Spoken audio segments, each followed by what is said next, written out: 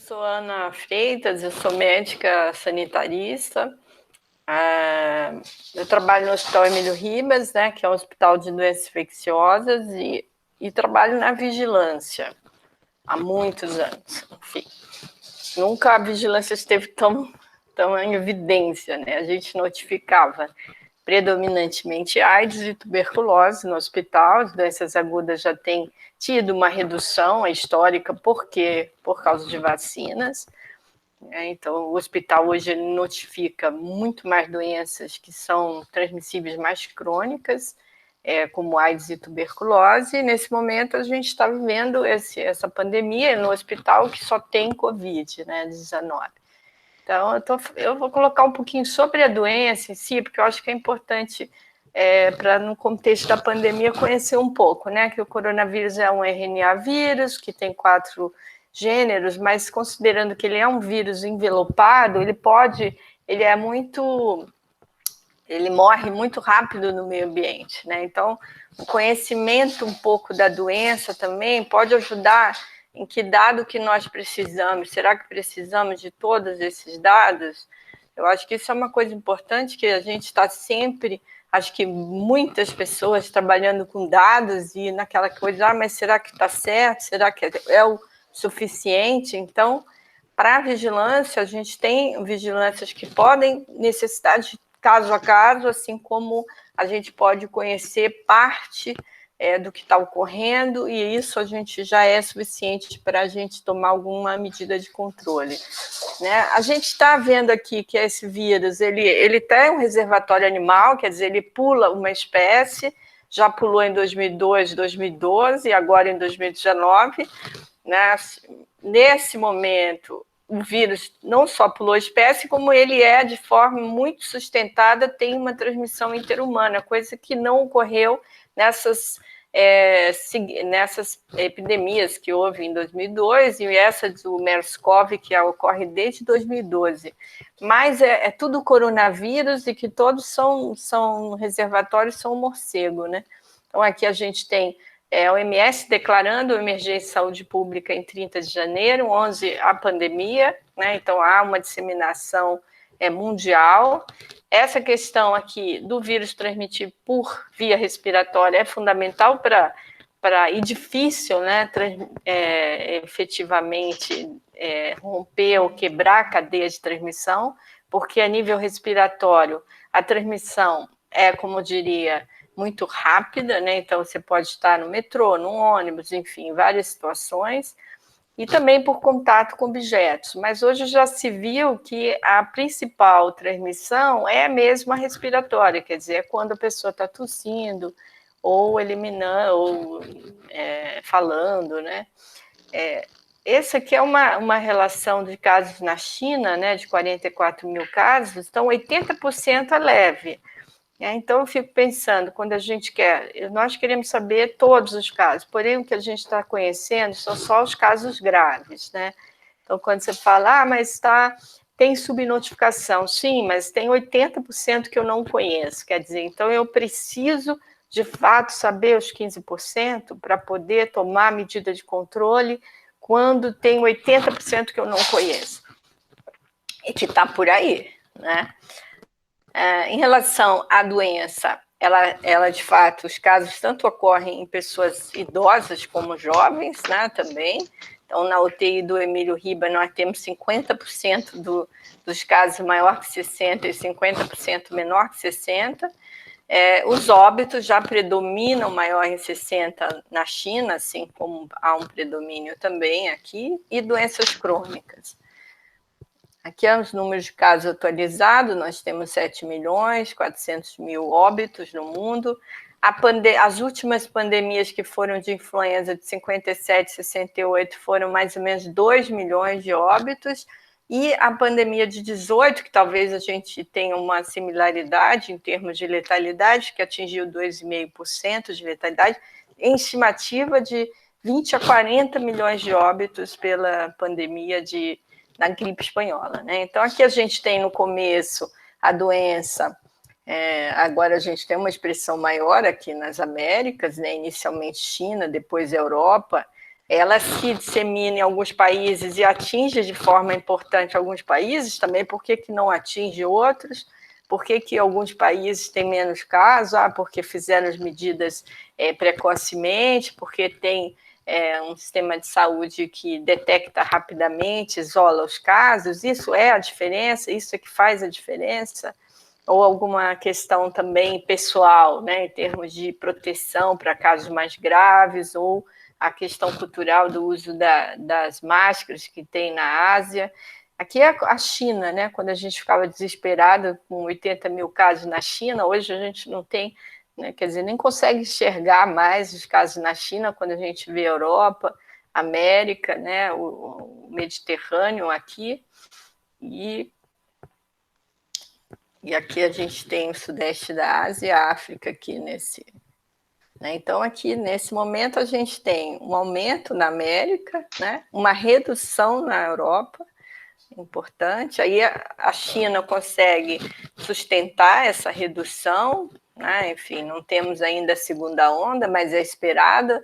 No Brasil, a gente tem, como eu diria, na região norte, né, um maior impacto da doença em termos de incidência, com mais de 1.000 casos por 100 mil habitantes, no Amapá, Amazônia, Roraima, Acre, né? Por que nós temos maior incidência na região norte? Porque nós temos maior mortalidade na região norte.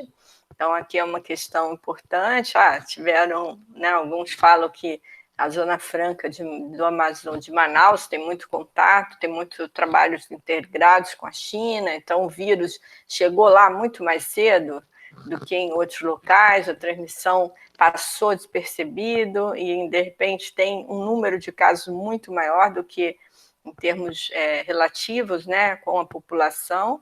E a gente tem também aqui no Nordeste, alguns estados, por exemplo, como o Ceará, com uma incidência alta, né, dentro aqui o Ceará, Maranhão é a segunda do Nordeste. A região Sudeste, Espírito Santo é maior, né, São Paulo é o terceiro, não em número absoluto, mas em incidência. E a região Sul, que a gente poderia esperar o contrário, né, que a gente teria uma região Sul com mais frio, com mais aglomeração. E a gente tem, na verdade, uma inversão de incidência, a gente tem um impacto maior na região norte do que na região sul.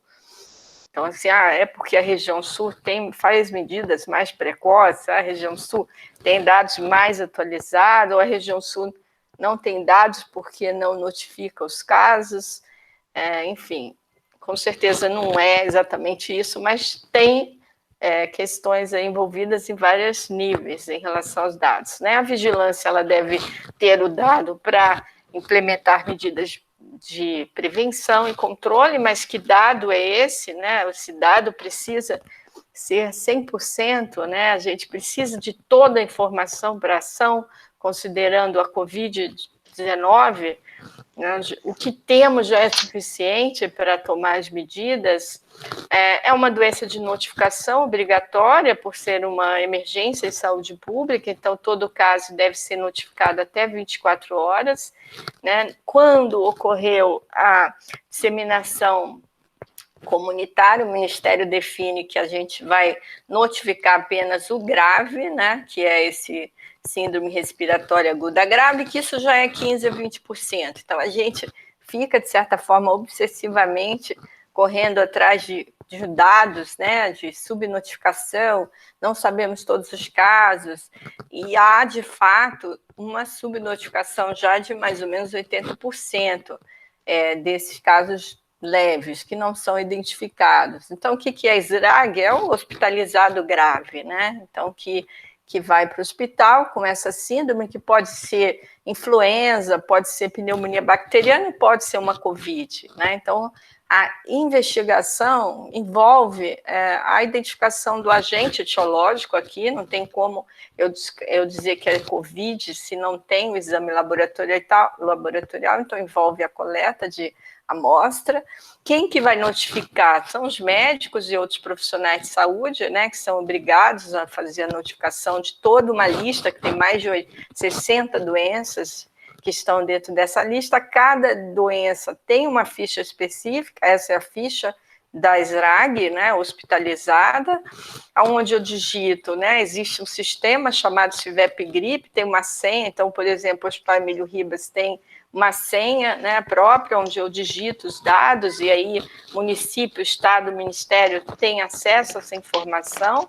Quem digita, nós somos, né, no hospital nós digitamos, alguns hospitais não digitam, encaminham a ficha para a vigilância do município digitar no sistema, e aí o município tem que tirar a duplicidade, né, que isso é uma questão importante, os casos passam em 2, 3 lugares, então eles são triplicados, quadruplicados na mesma informação, só quem tira a duplicidade é a vigilância do município, que é uma questão importante, quando a gente observa números, né? Então não é 10.225, é 10.220, né? Enfim, por isso também há muitas variações em termos absolutos.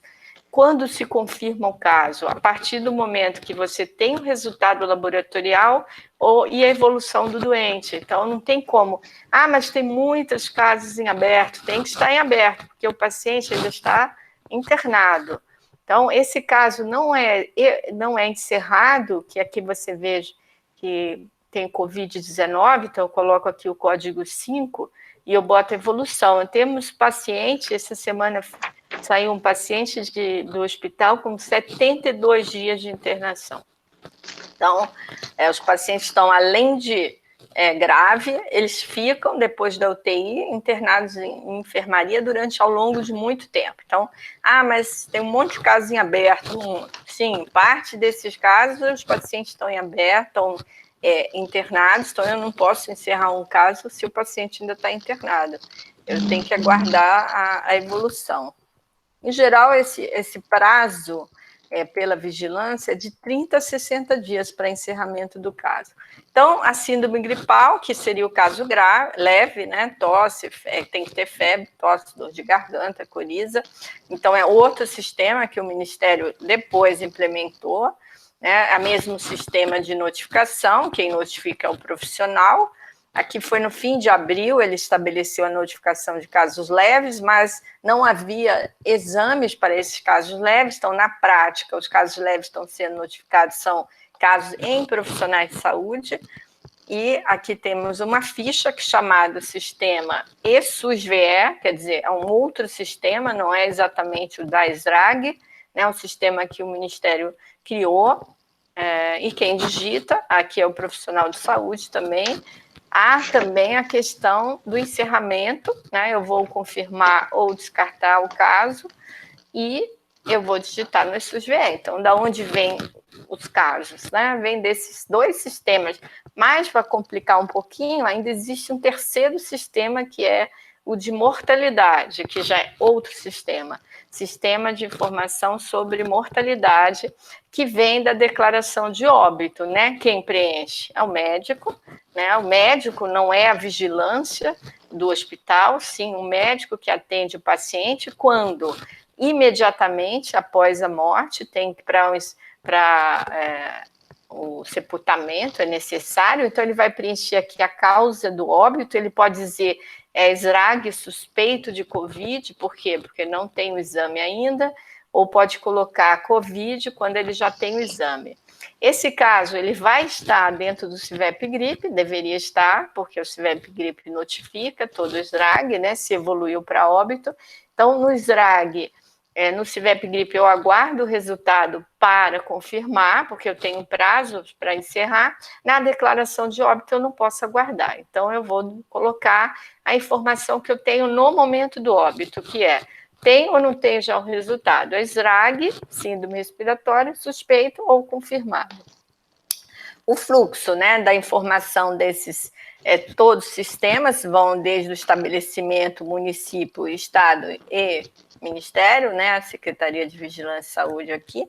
Então, as informações vão passando para todos esses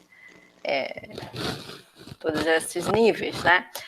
Onde eu acesso, né, existem, a Camille comentou, do painel coronavírus, que havia um consolidado, né, e teve essa semana, eles pararam, de informar os casos consolidados apenas de 24 horas, mas em função de toda uma crítica geral, internacional, nacional, eles voltaram a incluir os dados dos confirmados, então tem boletins, enfim, informação. Aqui no estado de São Paulo, a vigilância do estado, informações também dos casos confirmados, porque qual a diferença não há nenhum tipo de correção, né? De correção, de subnotificação, de atraso, então são os casos que vão se acumulando, confirmando dentro daquele sistema CIVEP-GRIP e SUS-VE. Né? Então, o Estado de São Paulo, ele divulga a informação do CIVEP-GRIP mais SUS-VE. O Ministério, ele não diz de onde ele divulga essa informação, se é dos dois sistemas, se é de um sistema, provavelmente é dos dois sistemas, né? O de SRAG e o de caso leve. Aqui é o município de São Paulo, que tem seu boletim também diário, ele já divulga, por exemplo, dados do CIVEP-GRIP, que é daquele da SRAG, onde a gente observa aqui 5.500 óbitos, e quando vai no PROAIN, que é a declaração de óbito, nós temos 5.250, quer dizer, temos menos óbitos confirmados no sistema de mortalidade do que no SRAG. Menos 200 óbitos. E aqui no município a gente tem confirmados 5.000, 4.000 suspeitos, quer dizer, a gente tem o dobro de óbitos, se você considerar confirmados e suspeitos. Esses suspeitos estarão dentro do CIVEP-GRIP? Deveriam, né? O prazo de conclusão do CIVEP-GRIP, ele é de 30 a 60 dias. E a declaração de óbito ele tem que ser preenchida no momento do óbito. Aqui é uma experiência que eu participo do Observatório Covid-BR, que é um grupo de universidades e também pessoas que trabalham em vigilância, epidemiologistas, enfim, que estão trabalhando em conjunto, onde há estimativas, né? Aqui, se não houvesse nenhuma medida implementada, e aqui é o tal do achatamento da curva, né? O achatamento da curva, e aqui, se deixa de achatar a curva, ele sobe de novo. Né? Então, a perspectiva da flexibilização é que a curva volte a subir, considerando que a população tem uma prevalência baixa de infecção na população. Então, os estudos epidemiológicos, inquéritos que estão sendo realizados, dão conta de em torno de 5%, 3%, o máximo na região norte, 15% a 20% de infecção. Então, tem muita gente que não teve a infecção, então, a partir do momento que você libera a flexibilização, você sobe a curva. Aqui é uma experiência de você fazer uma correção, né, o nowcast. Então, aqui são os casos que são, de fato, que estão acumulados, e aqui seria o que você estima para essa última semana. Então, sempre há esse atraso, que esse atraso aqui é considerando o início de sintomas, a data da hospitalização, que é em torno de 7 dias. Né? Então, como eu só estou aqui fazendo casos SRAG, né? Aqui é uma curva de SRAG confirmada por Covid, então, se eu não fizer essa correção, eu tenho uma tendência de queda. Né? Então, essa correção é necessária, e aí os sites oficiais, eles não estão trabalhando com essas correções que são importantes para você identificar o padrão epidêmico, né, a curva epidêmica. Aqui é outra questão, que é o número efetivo de reprodução, quer dizer, cada caso transmite para 2, 3. Então, aqui no começo, antes do distanciamento social, a curva aqui do município era de 2, o R de 2,5, quer dizer, cada doente transmitia para 2 ou 3, né? A partir do distanciamento social, esse R cai, mas ele não cai, ele fica muito perto de 1, né? E aqui acima já de 1, e todos os países que realizaram, ou a maioria que realizou a flexibilização, foi com R de 0,4, 0,5, 0,6.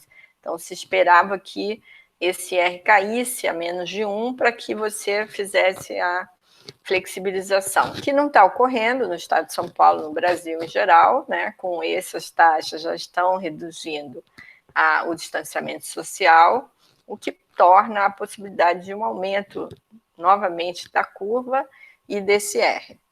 Então, o próprio plano estadual, ele utiliza esse critério, quer dizer, não é ausência do dado, não é ausência da informação, e sim é o critério para que serve esse dado. Quer dizer, eles colocam que de 1 a 2 eu já flexibilizo, então eles não estão falando algo que é um dado que não existe. Eles simplesmente utilizaram provavelmente um critério mais econômico, né, em termos de um predomínio da questão econômica, questão da saúde. Então, eles não fizeram uma maquiagem do dado, simplesmente eles definem que acima de 1, 80% de UTI ocupada, já 60, 80 ocupada, já passa por 2. Quer dizer, tipo, tá bom, né? 80% de UTI ocupada, você já flexibiliza, né? Não seria interessante esperar uma proporção menor? E aqui, assim, só umas notícias que eu trouxe, por exemplo, o número de mortes por Covid aumenta 50%. Que mortes são essas? Né? São confirmadas, suspeitas, são fonte CIVEP, fonte Sistema de Informação de Mortalidade. Então, assim, isso gera muitas dúvidas, né? Acho que em relação à questão da onde esse dado está saindo, acho que independente de qualquer coisa, se o dado está fidedigno, se não é, se é 100%, se é 90%, se é 80%, né, da onde ele saiu, acho que isso é uma questão importante que incomoda assim, um pouco. Né? A minha experiência em entrevistas, né, eu tenho falado bastante na imprensa, essa que foi interessante que eu dei para o Le Monde, só que eles... Primeiro, o jornalista não teve paciência em me ouvir, né? Como diria, eu fui começar a explicar como funciona a vigilância dentro do hospital. Ele falou assim, não, mas espera aí, essa entrevista é muito grande, tem muitas pessoas envolvidas, eu só quero falar sobre um assunto, não sei o quê. Ele me cortou, aí ele escreveu o que ele quis aqui. Ele disse que os hospitais privados vão bem, coisa que eu não falei. Segundo, que os hospitais públicos têm muita burocracia no preenchimento da declaração de óbito, que eu não falei. Eu falei da vigilância hospitalar, do CIVEP gripe. E aqui ele ainda me colocou em seguida a frase do Bolsonaro, né, que não é agente funerário. Eu fiquei bastante incomodada com isso, parecia que eu tinha falado essa frase, né? Apesar que já me falaram jornalistas que isso aqui quer dizer que é uma mudança de assunto, né, que não está envolvida a minha fala. De qualquer forma, ele falou a minha especialidade errado, ele botou assuntos que não falei, né, porque inclusive ele não quis ouvir. Né? Então, se ele não me ouviu, aí ele falou o que ele quis. Aí eu mandei um WhatsApp para ele falando que a minha especialidade estava errada, ele nunca respondeu. Imagina se eu falasse que estava tudo errado. Enfim, essa aqui é uma experiência da Folha de São Paulo, que eu fiz em perguntas e respostas, né? As perguntas e respostas sobre a vigilância, como funciona no hospital. Foi bem interessante. Ela enviou para mim, né? E depois eu corrigi. São muitos detalhes, né? Como vocês viram, para o entendimento dessa questão. Então, quando fala não há notificação, mas não há, estão escondendo os dados, né? Enfim, tem muito caso em aberto. Então, eu acho importante entender um pouco como isso funciona e também acho interessante entender para quê. Né? Para quê? E eu participei de uma discussão sobre resíduos, e assim como a Camille falou sobre o CEP, né, que você acaba dizendo aonde a pessoa mora, quer dizer, os meus vizinhos, né? Então eu não vou sair de casa, vou denunciar o vizinho, que o vizinho tem Covid. O pessoal de resíduos, de lixo, está querendo definir que o resíduo de um paciente com Covid é infectante. Isso quer dizer, se isso sair, todas as pessoas que tiverem Covid dentro de casa terão que botar o seu lixo separadamente num saco de hospital, um saco vermelho, um saco que, esse saco, o que vai ser feito? O que é resíduo hospitalar? Ele gera o quê? Tem que ser destinado diferente, né? Então, imagina os sacos de lixo do seu prédio, tem lá o lixo infectante, né? O que isso causa? É uma identificação também. E será que é necessário, se um vírus morre num papel em horas, ou no plástico que dura um pouco mais, em 2 horas, será que é necessário você tornar o lixo de casa infectante? Será que é necessário eu conhecer 100% dos casos? Será que é necessário eu conhecer o CEP, né? Eu saber onde estão os casos disponíveis? Enfim, acho que, obviamente, como desafio é manter esse distanciamento social, coisa que já está sendo flexibilizada, é um desafio econômico muito importante, né?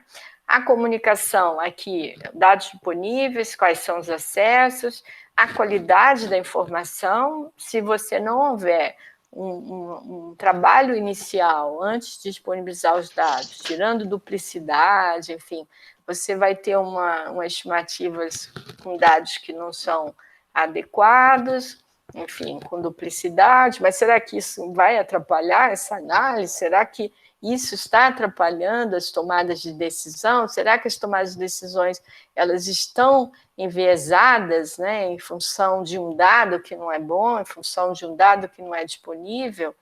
Como explicar essas fontes de informação, quer dizer, como a gente explica isso, como que interpreta esses resultados, como que a população entende a complexidade dessas informações, quer dizer, para o jornalista do Le Monde que eu conversava, ele achou chato, né, o assunto, como diria, mas espera aí, mas não precisa explicar como que é feito, né?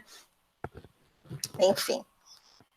É uma área muito, muito complexa, né? A gente está muito acostumado a fazer a vigilância, os dados são de fato sigilosos, né? Porque você identifica a pessoa, a vigilância tem que manter o sigilo, mas, obviamente, que o dado precisa estar disponível para que seja possível uma análise não só pela gestão, mas também pelo grupos, universidades, enfim. Hoje nós temos mais avaliação, talvez, de dados, né, mais do que o governo, talvez o governo federal, considerando toda a confusão que está sendo feita, a dificuldade e a falta de transparência em relação a inclusão desses dados, fez com que também se disseminasse, né? Disseminasse no bom sentido, no mau sentido. Pessoas que estão fazendo modelos, mas com que dado, sem a preocupação, às vezes, saber como que é o dado, o que aquilo significa, qual a diferença de um e de outro, quais são os problemas desse dado.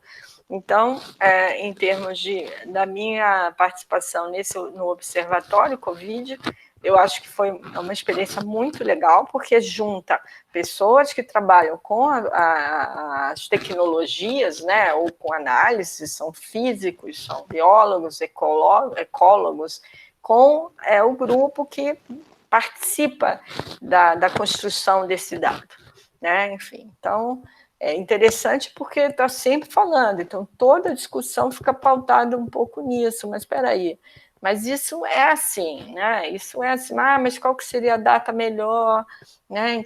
Enfim, acho que seria aí essas reflexões aqui que eu trouxe aqui para o debate. Obrigado aí o convite. Espero que tenha contribuído de alguma forma.